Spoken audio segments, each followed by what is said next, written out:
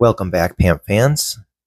Today I want to talk about the Eid bar, and it is unofficially, I've called it in the past videos, the Religious Series 2.0, and I've seen others use that same name that I came up with in one of my earlier videos. If someone else came up with it besides me on their own, that's great. That's not really too important to me. But for now, let's call these the unofficial Religious Series 2.0. This is the final one. So it started off with Buddha. It came out last year, and there's 5 in all in this set. I'll review the whole entire series in another video, but I just want to talk about this bar and the gold version in this video.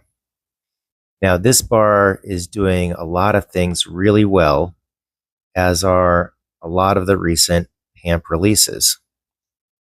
So what's it doing well? One, the assay card is very colorful. It has a nice use of colors and shapes. It's just really, really eye-appealing, eye-catching, and it looks nice.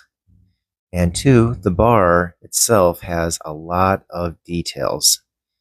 You see the use of frosting on the flowers on the bottom, and on the top it has the geometric patterns. Lots of details. And in the center, it's the use of lines as well as the mirror background to make it pop out. So well done on the details and the balance of making the image interesting. This bar, it was made in silver, 1 ounce, and in gold and 5 gram. Will there be additional special releases of this design in other weights? Possibly, we'll see with time, but as of now, it's just the 1 ounce silver and the 5 grams gold.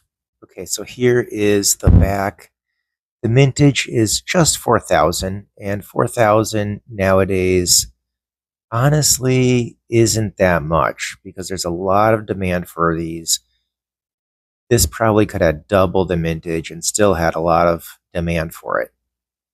Edges of the bar have the decorative pattern. So it's not just the face of the bar, it's also on this side, the back, that there is extra details. Now, if you notice toward the bottom, it actually has the $2 and the year. So this is actually a coin. So that's a little different, but there's probably a good reason for that. The last year or so, there were a number of issues with tariffs in the United States, and it's very possible that coins might not have been included in a tariff. So the rules and the details were changing nonstop on tariffs, and even today, I'm not entirely sure how they stand week to week, day to day. Those things change pretty often.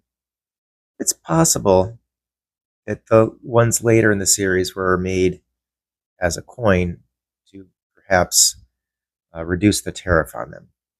So the silver bar version came with a sleeve box, and the gold one came with just a sleeve. This is a box that, spreads open and you assemble it into a box so it can hold the thickness of a bar much easier. And here's the sleeve on the gold version. So here is the gold bar 5 gram version. The details on the top, the bottom, the center, it all looks really wonderful here. And that actually is one of the signs of a nicely designed bar, when you can photograph it well without even trying too hard. I'm not doing anything special here. And honestly, it looks very, very nice. The design stands out. It doesn't blur together. It's very well designed. And here is the back. It does say the mintage right on there at 6,000.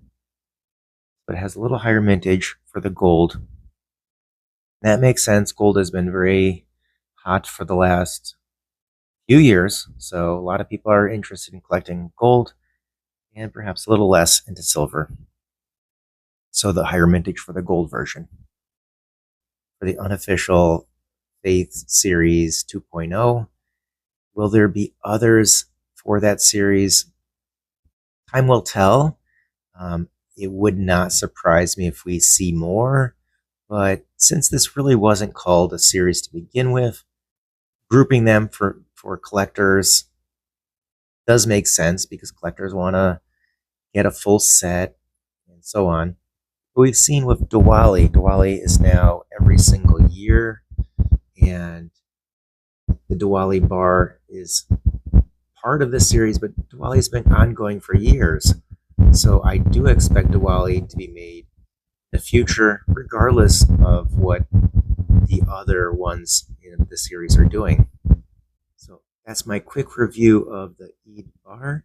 Thanks for joining me today, and take care.